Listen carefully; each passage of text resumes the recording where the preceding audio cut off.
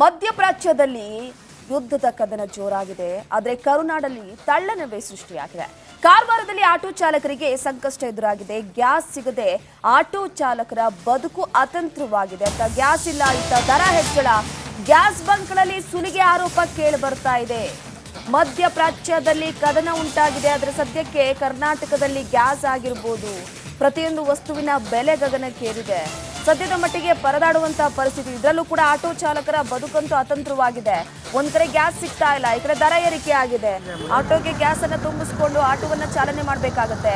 ಪ್ರಯಾಣಿಕರಿಗೆ ದರದ ಎಫೆಕ್ಟ್ ಕೂಡ ಜೋರಾಗ್ತಿದೆ. ಆಟೋ ಚಾಲಕರು ಕೂಡ ಲೀಟರ್ಗಿದ್ದಂತಹ ಗ್ಯಾಸ್ ಈಗ ಅದರ ದರ ಕೂಡ ಜಾಸ್ತಿ ಆಗಿದೆ. ಹಾಗಾಗಿ ಗ್ಯಾಸ್ ಬಂಕರ್ ಮುಂದೆ ಸರತಿ ಸಾಲಿನಲ್ಲಿ ನಿಂತು ಗ್ಯಾಸ್ ಅನ್ನು ತುಂಬಿಸ್ಕೊಂಡು ಹೋಗುವಂತಹ ಪರಿಸ್ಥಿತಿ ಬಂದಿದೆ.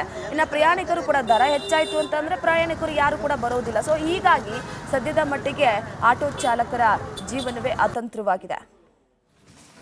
ಇರಾನ್, ಇಸ್ರೇಲ್, ಅಮೆರಿಕ ನಡುವೆ ಯುದ್ಧ ಮುಂದುವರಿತಾ ಇರೋದ್ರಿಂದ ಆಟೋ ಚಾಲಕರು ಕೂಡ ಸಂಕಷ್ಟಕ್ಕೆ ಈಡಾಗಿರುವಂಥದ್ದು. ಉತ್ತರ ಕನ್ನಡ ಜಿಲ್ಲೆಯ ಬಹುತೇಕ ಆಟೋಗಳು ಕೂಡ ಈಗ LPG ಸಿಲಿಂಡರ್ಗಳ ಮೂಲಕ ಓಡಾಡ್ತಾ ಇರುವಂಥದ್ದು. ಆದರೆ ಗ್ಯಾಸ್ಗಳ ದರ ಕೂಡ ಹೆಚ್ಚಾಗಿದೆ. ಅದೇ ರೀತಿ ಗ್ಯಾಸ್ಗಳು ಕೂಡ ಸಿಗ್ತಾ ಇಲ್ಲ ಎಂಬ ಅಳಲು ಕೂಡ ಆಟೋ ಚಾಲಕರಲ್ಲಿ ಇದ್ದಿರುವಂಥದ್ದು ಗಮನಿಸಬಹುದು. ನಾನೀಗ ಕಾರವಾರದ ಸುಭಾಷ್ ವೃತ್ತದಲ್ಲಿರುವಂಥ ಆಟೋ ಸ್ಟ್ಯಾಂಡ್ನ ಬಳಿ ಇದ್ದೇನೆ. ಕಳೆದ ಕೆಲವು ದಿನಗಳಿಂದ LPG ಗ್ಯಾಸ್ ಸಿಗದೆ ಕೂಡ ಆಟೋ ಚಾಲಕರು ತೊಂದರೆಗೀಡಾಗಿದ್ದರು. ಆದರೆ ಈಗ ಸಿಗುವಂಥ ಗ್ಯಾಸ್ಗಳಿಗೂ ಕೂಡ ದರ ಜಾಸ್ತಿ ಮಾಡಿದ್ದಾರೆ ಎಂಬ ಆರೋಪ ಕೂಡ ಆಗ್ತಾ ಇರುವಂಥದ್ದು. ಒಟ್ಟಿನಲ್ಲಿ ಗಲ್ಫ್ ರಾಷ್ಟ್ರಗಳ ನಡುವೆ ಯುದ್ಧ ನಡೀತಾ ಇರುವುದರಿಂದ ಚಾಲಕರು ಕೂಡ ಸಾಕಷ್ಟು ತೊಂದರೆ ಕೂಡ ಅನುಭವಿಸಿದ್ದಾರೆ. ಯಾಕಂತ ಹೇಳಿದ್ರೆ ಈ ಹಿಂದೆ ಶಕ್ತಿ ಯೋಜನೆಯಿಂದ ತೊಂದರೆಗೆ ಒಳಗಾದಂಥ ಆಟೋ ಚಾಲಕರು ಇದೀಗ ಗ್ಯಾಸ್ಗಳ ದರ ದುಪ್ಪಟ್ಟು ಆಗಿರುವುದರಿಂದ ಸಾಕಷ್ಟು ಸಮಸ್ಯೆಗಳನ್ನು ಕೂಡ ಎದುರಿಸ್ತಾ ಇರುವಂಥದ್ದು. ತಮ್ಮ ಅಳಲನ್ನು ಕೂಡ ತೋಡ್ಕೊಳ್ತಾ ಇದ್ದಾರೆ. ಯಾಕಂತ ಹೇಳಿದ್ರೆ ಗ್ಯಾಸ್ ಬಂಕ್ಗಳಲ್ಲೂ ಕೂಡ ದರ ಹೆಚ್ಚು ತೆಗೆದುಕೊಳ್ತಾ ಇರೋದ್ರಿಂದ ಸಾಕಷ್ಟು ತೊಂದರೆ ಕೂಡ ಅನುಭವಿಸಿದ್ದಾರೆ. ಆಟೋ ಚಾಲಕರನ್ನೇ ಮಾತಾಡಿಸಿ ಏನಾದ್ರು ಕೇಳೋಣ. ತಮ್ಗೆ ಏನು ಪ್ರಾಬ್ಲಮ್ ಆಗ್ತಾಯಿದೆ? ನಮ್ಮ ಸರ್, ಮೊದಲು ಗ್ಯಾಸ್ 58 ರೂಪಾಯಿ ಲೀಟ್ರ್ ಇತ್ತು, ಈಗ 61 ಆಯಿತು, ಕಡೆ 71 ಆಯಿತು, ಈಗ 81 ರೂಪಾಯಿ ಆಗಿದೆ. ಗ್ಯಾಸ್ ಅದು ಸಿಗ್ತಾ ಇಲ್ಲ. 81 ಕೊಟ್ಟರು ಕೂಡ ದಿವ್ಸಕ್ಕೊಂದು ರೇಟ್ ಮಾಡಿ ಇಡ್ತಾರೆ. 3 ದಿವಸ ಗ್ಯಾಸ್ ಪಂಪ್ ಬಂದ್ ಮಾಡಿರ್ತಾರೆ, ಗ್ಯಾಸ್ ಇಲ್ಲ ಅಂತೇಳಿ. ನಾವು ಜೀವನ ಹೆಂಗೆ ಮಾಡೋದು ಸರ್? ಯಾಕೆ ಪ್ರಶ್ನೆ ಮಾಡಿದ್ರೆ ಏನು ಹೇಳ್ತಾರೆ? ಯಾಕೆ ಜಾಸ್ತಿ ಮಾಡಿದ್ರೆ ಕೇಳಿ ಏನು ಹೇಳ್ತಾರೆ? ಏನು ಹೇಳ್ತಾರೆ ಅಂದರೆ ಅವ್ರಿಗೆ ಪೆಟ್ರೋಲ್ ಬರೋದಿಲ್ಲ ಅಂತೆ, ಗಲಾಟೆ ಆಗಿದೆ, ಪೆಟ್ರೋಲ್ ಬರೋದಿಲ್ಲ ಅಂತ ಹೇಳ್ತಾರೆ. ಅದಕ್ಕೆ ನಾವೇನು ಮಾಡಲಿಕ್ಕೆ ಹೋದಿಲ್ಲ, ನಾವು ತಯಾರು ಮಾಡೋದಿಲ್ಲ ಗ್ಯಾಸನ್ನು, ಅಲ್ಲಿ ಒಂದು ಬರಬೇಕು, ಬರೋದಿಲ್ಲ ಅಂತ ಹೇಳ್ತಾರೆ. ಈ ಹಿಂದೆ ಆಟೋ ಚಾಲಕ ಶಕ್ತಿ ಯೋಜನೆಯಿಂದ ಭಾಳ ತೊಂದರೆ ಅನುಭವಿಸಿದ್ರು. ಇದೀಗ LPG ಗ್ಯಾಸ್ಗಳ ದರ ಕೂಡ ಜಾಸ್ತಿ. ಸರ್ ಏನು ಹೇಳ್ತೀರಿ ಸರ್? ಏನು ತೊಂದರೆ ಆಗ್ತಿದೆ ಸರ್? ನಮಗೆ ಪೆಟ್ರೋಲಿಗೂ ರೇಟ್ ಎಲ್ಲ ಜಾಸ್ತಿ ಮಾಡಿದರು, ಅದರಲ್ಲೂ ನಾವು ಸುಧಾರಿಸ್ಕೊಳ್ತಿದ್ರು.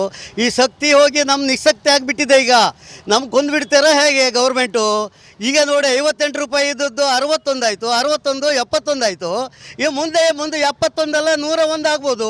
ಈಗ ನಾವು ದಿನನಿತ್ಯ ದುಡಿದು ತಿನ್ನೋರು ನಾವು. ನಮಗೆ ನೀವು ಹೀಗೆ ಮಾಡಿದರೆ ಮತ್ತೆ ಲೋನ್ ತುಂಬಿದ ಹೇಗೆ? 3 ಲಕ್ಷ ಚಿಲ್ಲರೆ ಒಂದೊಂದು ಆಟೋಗೆಲ್ಲ ಆಗ್ತದೆ. ಗ್ಯಾಸ್ ಇಲ್ಲರೆ ನಾವು ಹೆಂಗೆ ಒತ್ಕೊಂಡು ಸೈಕಲ್ ಆಟೋ ಹೊಡಿಬೇಕಾ? ಏನು ಮಾಡಬೇಕು? ಗೌರ್ಮೆಂಟು ನಮಗೆ ಕರೆಕ್ಟಾಗಿ ಕೊಡಿ. ಇದು ರೇಟ್ ಮಾತ್ರ ಎಲ್ಲ ಒಂದೊಂದು ಕಡೆ ಒಂದೊಂದು. ಈ ಚಿಟಿಂಗ್ ಹೇಗೆ ಮಾಡ್ತಾ ಇದ್ದಾರೆ? ಈ ಶಕ್ತಿ ಯೋಜನೆಯವರೇ ಮಾಡ್ತಾ ಇದ್ದಾರೋ ಹೇಗೆ? ನಿಮಗೇನು ಅನುಕೂಲ ಉಂಟೋ ಹೇಗೆ ಗೌರ್ಮೆಂಟಿಗೆ? ಇದು ಆಟೋ ಚಾಲಕರು ತಮ್ಮ ಅಸಮಾಧಾನದಿಂದ ಹೇಳುವಂಥ ಮಾತು. ಒಟ್ಟಿನಲ್ಲಿ ಗ್ಯಾಸ್ ಸಿಲಿಂಡರ್ಗಳ ದರ ಕೂಡ ಈ ಬಂಕ್ದವರು ಜಾಸ್ತಿ ಮಾಡಿದ್ದಾರೆ.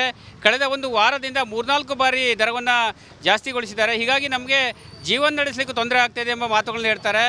ಈ ಹಿಂದೆ ಶಕ್ತಿ ಯೋಜನೆಯಿಂದ ಕಂಗೆಟ್ಟಿದ್ದಂಥ ಆಟೋ ಚಾಲಕರು ಇದೀಗ ಗ್ಯಾಸ್ ದರ ಹೆಚ್ಚಳ ಆಗಿದ್ದರಿಂದ ತೊಂದರೆ ಕೂಡ ಅನುಭವಿಸ್ತಾ ಇದ್ದಾರೆ. ಒಟ್ಟಿನಲ್ಲಿ ಸಂಬಂಧಪಟ್ಟ ಜಿಲ್ಲಾಡಳಿತ ಕೂಡ ಗ್ಯಾಸ್ ಬಂಕ್ಗಳ ಮೇಲೆ ಅಂದರೆ ದಾಳಿ ಮಾಡಿ, ಅಂದರೆ ಆ ಏಜೆನ್ಸಿಯವರು ಸರಿಯಾದ ಅಂದರೆ ಹೆಚ್ಚಿನ ದರದಲ್ಲಿ ಆಟೋ ಚಾಲಕರನ್ನು ಸುಲಿಯುವಂಥ ಕೆಲಸಗಳನ್ನು ಮಾಡ್ತಾ ಇದ್ದಾರೆ. ಹೀಗಾಗಿ ಜಿಲ್ಲಾಡಳಿತ ಸಂಬಂಧಪಟ್ಟಂತೆ ತಪಾಸಣೆ ಮಾಡೋದ್ರ ಮೂಲಕ ಚಾಲಕರಿಗೆ ನ್ಯಾಯ ಕೊಡಿಸುವ ಕೆಲಸವನ್ನು ಮಾಡಬೇಕಾಗಿದೆ. ಕ್ಯಾಮರಾ ಪರ್ಸನ್ ಕಿಶನ್ ಗುರು ಜೊತೆ ನಾನು ಶೇಷಗಿರಿ ಮುಂಡಳ್ಳಿ, ರಿಪಬ್ಲಿಕ್ ಕನ್ನಡ, ಕಾರವಾರ. ಮಧ್ಯಪ್ರಾಚ್ಯದಲ್ಲಿ ಯುದ್ಧದ ಕದನ ಜೋರಾಗಿದೆ. ಆದರೆ ಕರುನಾಡಲ್ಲಿ ತಳ್ಳನವೇ ಸೃಷ್ಟಿಯಾಗಿದೆ. ಕಾರವಾರದಲ್ಲಿ ಆಟೋ ಚಾಲಕರಿಗೆ ಸಂಕಷ್ಟ ಎದುರಾಗಿದೆ. ಗ್ಯಾಸ್ ಸಿಗದೆ ಆಟೋ ಚಾಲಕರ ಬದುಕು ಅತಂತ್ರವಾಗಿದೆ. ಗ್ಯಾಸ್ ಇಲ್ಲ, ಇತ್ತ ದರ ಹೆಚ್ಚಳ, ಗ್ಯಾಸ್ ಬಂಕ್ಗಳಲ್ಲಿ ಸುಲಿಗೆ ಆರೋಪ ಕೇಳಿ ಬರ್ತಾ ಇದೆ. ಮಧ್ಯಪ್ರಾಚ್ಯದಲ್ಲಿ ಕದನ ಉಂಟಾಗಿದೆ. ಆದರೆ ಸದ್ಯಕ್ಕೆ ಕರ್ನಾಟಕದಲ್ಲಿ ಗ್ಯಾಸ್ ಆಗಿರಬಹುದು, ಪ್ರತಿಯೊಂದು ವಸ್ತುವಿನ ಬೆಲೆ ಗಗನಕ್ಕೇರಿದೆ. ಸದ್ಯದ ಮಟ್ಟಿಗೆ ಪರದಾಡುವಂತಹ ಪರಿಸ್ಥಿತಿ. ಇದರಲ್ಲೂ ಕೂಡ ಆಟೋ ಚಾಲಕರ ಬದುಕಂತೂ ಅತಂತ್ರವಾಗಿದೆ. ಒಂದ್ ಕಡೆ ಗ್ಯಾಸ್ ಸಿಗ್ತಾ ಇಲ್ಲ, ಈ ಕಡೆ ದರ ಏರಿಕೆ ಆಗಿದೆ. ಆಟೋಗೆ ಗ್ಯಾಸ್ ಅನ್ನ ತುಂಬಿಸ್ಕೊಂಡು ಆಟೋವನ್ನ ಚಾಲನೆ ಮಾಡಬೇಕಾಗುತ್ತೆ. ಪ್ರಯಾಣಿಕರಿಗೆ ದರದ ಎಫೆಕ್ಟ್ ಕೂಡ ಜೋರಾಗ್ತಿದೆ. ಆಟೋ ಚಾಲಕರು ಕೂಡ ಲೀಟರ್ಗಿದ್ದಂತಹ ಗ್ಯಾಸ್ ಈಗ ಅದರ ದರ ಕೂಡ ಜಾಸ್ತಿ ಆಗಿದೆ. ಹಾಗಾಗಿ ಗ್ಯಾಸ್ ಬಂಕರ್ ಮುಂದೆ ಸರತಿ ಸಾಲಿನಲ್ಲಿ ನಿಂತು ಗ್ಯಾಸ್ ಅನ್ನು ತುಂಬಿಸ್ಕೊಂಡು ಹೋಗುವಂತ ಪರಿಸ್ಥಿತಿ ಬಂದಿದೆ. ಇನ್ನು ಪ್ರಯಾಣಿಕರು ಕೂಡ ದರ ಹೆಚ್ಚಾಯಿತು ಅಂತಂದ್ರೆ ಪ್ರಯಾಣಿಕರು ಯಾರು ಕೂಡ ಬರೋದಿಲ್ಲ. ಸೊ ಹೀಗಾಗಿ ಸದ್ಯದ ಮಟ್ಟಿಗೆ ಆಟೋ ಚಾಲಕರ ಜೀವನವೇ ಅತಂತ್ರವಾಗಿದೆ. ಇರಾನ್, ಇಸ್ರೇಲ್, ಅಮೆರಿಕ ನಡುವೆ ಯುದ್ಧ ಮುಂದುವರಿತಾ ಇರೋದ್ರಿಂದ ಆಟೋ ಚಾಲಕರು ಕೂಡ ಸಂಕಷ್ಟಕ್ಕೆ ಈಡಾಗಿರುವಂಥದ್ದು. ಉತ್ತರ ಕನ್ನಡ ಜಿಲ್ಲೆಯ ಬಹುತೇಕ ಆಟೋಗಳು ಕೂಡ ಈಗ LPG ಸಿಲಿಂಡರ್ಗಳ ಮೂಲಕ ಓಡಾಡ್ತಾ ಇರುವಂಥದ್ದು. ಆದರೆ ಗ್ಯಾಸ್ಗಳ ದರ ಕೂಡ ಹೆಚ್ಚಾಗಿದೆ, ಅದೇ ರೀತಿ ಗ್ಯಾಸ್ಗಳು ಕೂಡ ಸಿಗ್ತಾ ಇಲ್ಲ ಎಂಬ ಅಳಲು ಕೂಡ ಆಟೋ ಚಾಲಕರಲ್ಲಿ ಇದ್ದಿರುವಂಥದ್ದು ಗಮನಿಸಬಹುದು. ನಾನೀಗ ಕಾರವಾರದ ಸುಭಾಷ್ ವೃತ್ತದಲ್ಲಿರುವಂಥ ಆಟೋ ಸ್ಟ್ಯಾಂಡ್ನ ಬಳಿ ಇದ್ದೇನೆ. ಕಳೆದ ಕೆಲವು ದಿನಗಳಿಂದ LPG ಗ್ಯಾಸ್ ಸಿಗದೆ ಕೂಡ ಆಟೋ ಚಾಲಕರು ತೊಂದರೆಗೀಡಾಗಿದ್ದರು. ಆದರೆ ಈಗ ಸಿಗುವಂಥ ಗ್ಯಾಸ್ಗಳು ಕೂಡ ದರ ಜಾಸ್ತಿ ಮಾಡಿದ್ದಾರೆ ಎಂಬ ಆರೋಪ ಕೂಡ ಆಗ್ತಾ ಇರುವಂಥದ್ದು. ಒಟ್ಟಿನಲ್ಲಿ ಗಲ್ಫ್ ರಾಷ್ಟ್ರಗಳ ನಡುವೆ ಯುದ್ಧ ನಡೀತಾ ಇರುವುದರಿಂದ ಚಾಲಕರು ಕೂಡ ಸಾಕಷ್ಟು ತೊಂದರೆ ಕೂಡ ಅನುಭವಿಸಿದ್ದಾರೆ. ಯಾಕಂತ ಹೇಳಿದ್ರೆ ಈ ಹಿಂದೆ ಶಕ್ತಿ ಯೋಜನೆಯಿಂದ ತೊಂದರೆಗೆ ಒಳಗಾದಂಥ ಆಟೋ ಚಾಲಕರು ಇದೀಗ ಗ್ಯಾಸ್ಗಳ ದರ ದುಪ್ಪಟ್ಟು ಆಗಿರುವುದರಿಂದ ಸಾಕಷ್ಟು ಸಮಸ್ಯೆಗಳನ್ನು ಕೂಡ ಎದುರಿಸ್ತಾ ಇರುವಂಥದ್ದು. ತಮ್ಮ ಅಳಲನ್ನು ಕೂಡ ತೋಡ್ಕೊಳ್ತಾ ಇದ್ದಾರೆ. ಯಾಕಂತ ಹೇಳಿದ್ರೆ ಗ್ಯಾಸ್ ಬಂಕ್ಗಳಲ್ಲೂ ಕೂಡ ದರ ಹೆಚ್ಚು ತೆಗೆದುಕೊಳ್ತಾ ಇರೋದ್ರಿಂದ ಸಾಕಷ್ಟು ತೊಂದರೆ ಕೂಡ ಅನುಭವಿಸಿದ್ದಾರೆ. ಆಟೋ ಚಾಲಕರನ್ನೇ ಮಾತಾಡಿಸಿ ಏನಾದ್ರು ಕೇಳೋಣ. ತಮ್ಗೆ ಏನು ಪ್ರಾಬ್ಲಮ್ ಆಗ್ತಾಯಿದೆ?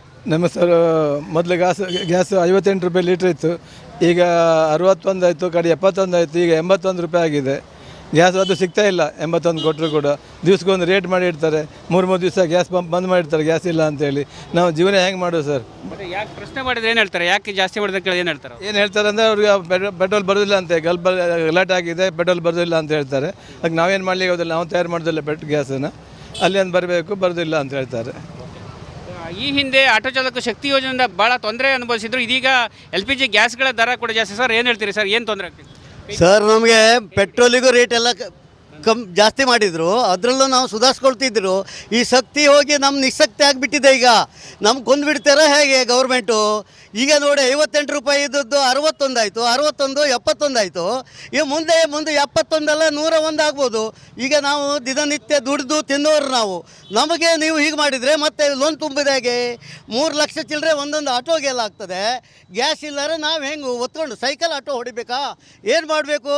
ಗೌರ್ಮೆಂಟು ನಮಗೆ ಕರೆಕ್ಟಾಗಿ ಕೊಡಿ. ಇದು ರೇಟ್ ಮಾತ್ರ ಎಲ್ಲ ಒಂದೊಂದು ಕಡೆ ಒಂದೊಂದು. ಈ ಚಿಟಿಂಗ್ ಹೇಗೆ ಮಾಡ್ತಾ ಇದ್ದಾರೆ? ಈ ಶಕ್ತಿ ಯೋಜನೆಯವರೇ ಮಾಡ್ತಾ ಇದ್ದಾರೋ ಹೇಗೆ? ನಿಮಗೇನು ಅನುಕೂಲ ಉಂಟೋ ಹೇಗೆ ಗೌರ್ಮೆಂಟಿಗೆ? ಇದು ಆಟೋ ಚಾಲಕರು ತಮ್ಮ ಅಸಮಾಧಾನದಿಂದ ಹೇಳುವಂಥ ಮಾತು. ಒಟ್ಟಿನಲ್ಲಿ ಗ್ಯಾಸ್ ಸಿಲಿಂಡರ್ಗಳ ದರ ಕೂಡ ಈ ಬಂಕ್ದವರು ಜಾಸ್ತಿ ಮಾಡಿದ್ದಾರೆ. ಕಳೆದ ಒಂದು ವಾರದಿಂದ 3-4 ಬಾರಿ ದರವನ್ನು ಜಾಸ್ತಿಗೊಳಿಸಿದ್ದಾರೆ. ಹೀಗಾಗಿ ನಮಗೆ ಜೀವನ ನಡೆಸಲಿಕ್ಕೆ ತೊಂದರೆ ಆಗ್ತಾಯಿದೆ ಎಂಬ ಮಾತುಗಳನ್ನ ಹೇಳ್ತಾರೆ. ಈ ಹಿಂದೆ ಶಕ್ತಿ ಯೋಜನೆಯಿಂದ ಕಂಗೆಟ್ಟಿದ್ದಂಥ ಆಟೋ ಚಾಲಕರು ಇದೀಗ ಗ್ಯಾಸ್ ದರ ಹೆಚ್ಚಳ ಆಗಿದ್ದರಿಂದ ತೊಂದರೆ ಕೂಡ ಅನುಭವಿಸ್ತಾ ಇದ್ದಾರೆ. ಒಟ್ಟಿನಲ್ಲಿ ಸಂಬಂಧಪಟ್ಟ ಜಿಲ್ಲಾಡಳಿತ ಕೂಡ ಗ್ಯಾಸ್ ಬಂಕ್ಗಳ ಮೇಲೆ ಅಂದರೆ ದಾಳಿ ಮಾಡಿ, ಅಂದರೆ ಆ ಏಜೆನ್ಸಿಯವರು ಸರಿಯಾದ ಅಂದರೆ ಹೆಚ್ಚಿನ ದರದಲ್ಲಿ ಆಟೋ ಚಾಲಕರನ್ನು ಸುಲಿಯುವಂಥ ಕೆಲಸಗಳನ್ನು ಮಾಡ್ತಾ ಇದ್ದಾರೆ. ಹೀಗಾಗಿ ಜಿಲ್ಲಾಡಳಿತ